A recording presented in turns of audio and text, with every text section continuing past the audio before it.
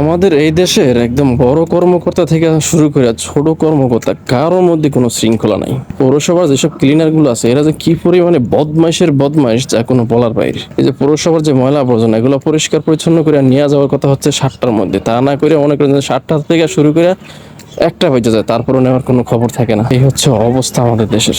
বাজারের মধ্যে ময়লার গাড়ি, ময়লার ড্রাম, ময়লা সহকারে সাইডে থুয়ে দেয়, আর এর মধ্যে দিয়ে পথচারী যারা যায় এগুলোর গন্ধে টিকতে পারে না। আর এই ময়লার গাড়িগুলো এমন এমন জায়গায় রাখা হয় যেসব জায়গাগুলো দিয়ে মানুষের চলাচল বেশি এবং দোকানদাররা দোকানদারি করতে গেলেও অস্বস্তির মধ্যে দিয়ে দোকানদারি করতে হয়, কাস্টমারদেরও অস্বস্তির মধ্যে দিয়ে কেনাকাটা করতে হয় এই ময়লার গন্ধের কারণে। এমন একটা অবস্থা, কোনো কিছুরই শৃঙ্খলা নাই।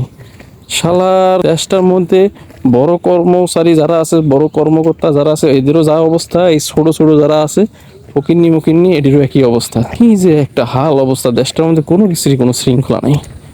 একটা ঘোড়ার ডিমের দেশের মধ্যে আছি আমরা।